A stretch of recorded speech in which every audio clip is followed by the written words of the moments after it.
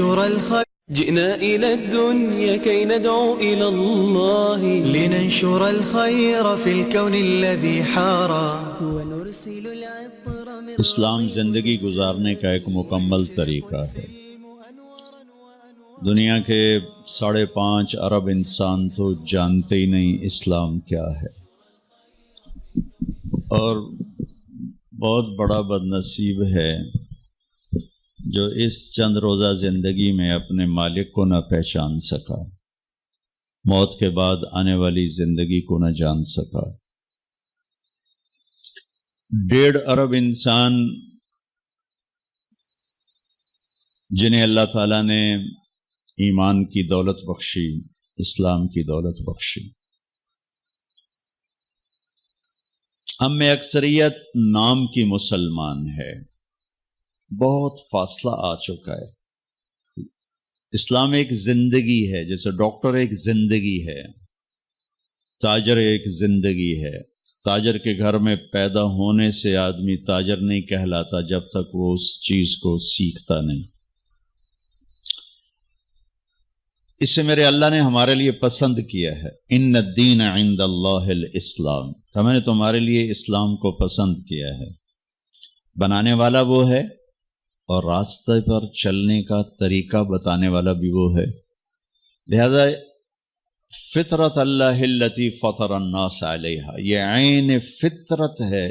اسلام کی ہر بات عین فطرت، انسان کے اندر کی آواز ہے۔ چلتے کیوں نہیں؟ تھوڑے سے امتحان میں ڈال دیا۔ اس کے ساتھ ایک شیطانی طاقت ہے جس کو اللہ تعالیٰ نے مہلت دی ہے موت تک، قیامت تک۔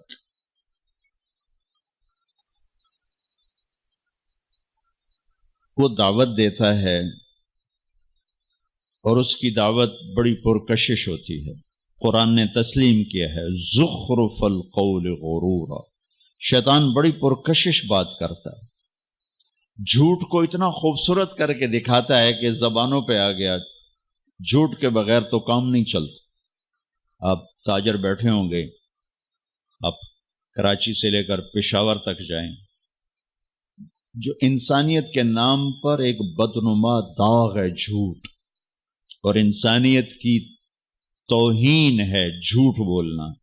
یہ ہم یہاں سے چلیں اور گلگت تک جائیں، سکردو تک جائیں، آگے خپلو آخری جگہ ہے، ہر جگہ آپ کو یہ جملہ سننے کو ملے گا، جھوٹ کے بغیر تو کام نہیں چلتا، جھوٹ کے بغیر تو کام نہیں چلتا۔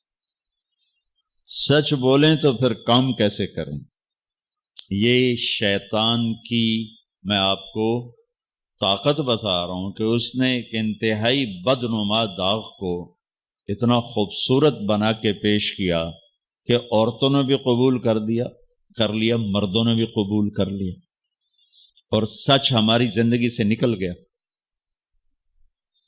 اور جس معاشرے میں 3 کام پیدا ہو جائیں، انہیں میرے بھائی بہنوں ذلت دیکھنی پڑے گی، انہیں ذلت دیکھنی پڑے گی۔ جس معاشرے میں ظلم ہو، جس معاشرے میں جھوٹ ہو، جس معاشرے میں دھوکہ ہو، خیانت ہو، انہیں ذلت دیکھنی پڑے گی۔ مسلم ہوں یا غیر مسلم ہوں، یہ قانون برابر ہے۔ جس معاشرے میں 3 صفات ہوں، انہیں اللہ عزت دے گا، چاہے وہ اللہ کے منکر ہوں یا اللہ کو مانتے ہوں۔ جس معاشرے میں انصاف ہوگا، انصاف، عدل، جس معاشرے میں سچائی ہوگی، سچ، جس معاشرے میں دیانت ہوگی، دیانت، یہ 3 صفات والا مرد، عورت، قوم، برادری، شہر، ملک، اللہ کو مانے یا نہ مانے، اللہ انہیں عزت دے گا۔ ماننے والے ہیں تو آخرت بھی بن جائے گی، نہیں ماننے والے تو اللہ دنیا بنا دے گا، آخرت تو ایمان پر ہی ہے۔ تو میرے بھائی بہنوں، اسلام ایک مکمل زندگی ہے۔ میں وہی تھوڑا سا مختصر بتاؤں گا۔ صرف حج تو اس کا ایک فریضہ ہے جس کے لیے ہم جا رہے ہیں، آپ آگے بھی سنتے رہیں گے، کتابوں میں بھی آپ پڑھتے رہیں گے۔ ابتدائے اسلام کیا ہے، انتہائی اسلام کیا ہے۔ جبریل انسانی شکل میں آئے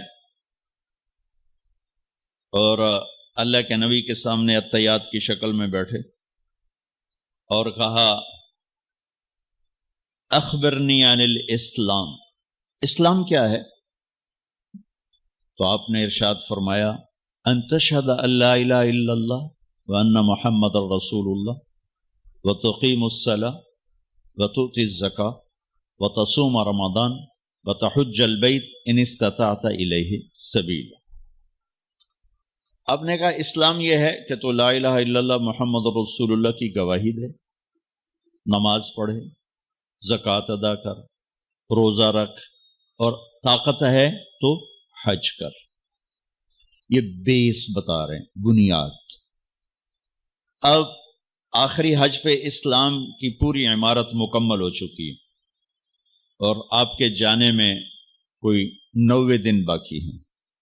یہی سوال اب عمرو بن عبسہ کرتے، یہ سوال جبریل نے کیا انسانی شکل۔ عمر رضی اللہ عنہ اس کے راوی ہیں۔ عمرو بن عبسہ رضی اللہ تعالیٰ عنہ پوچھتے ہیں یا رسول اللہ مل اسلام، اسلام کیا ہے؟ پہلا جواب آپ نے سن لیا، یہ مدینے کا واقعہ ہے، یہ آخری حج کا واقعہ ہے، اسلام کی ساری تعمیر ہو چکی ہے۔ تو آپ نے فرمایا طیب الکلام و اطعام الطعام، سبحان اللہ۔ آپ نے فرمایا اسلام میٹھا بول بولنا اور کھانا کھلانا۔ اب انتہا بتائی جا رہی، جیسے اب یہ چھت ہے تو ہم نیچے بیٹھے ہیں اور یہ اے سی نفع دے رہا ہے، اس کی چھت اڑا دی جائے تو ہم یہاں نہیں بیٹھ سکتے۔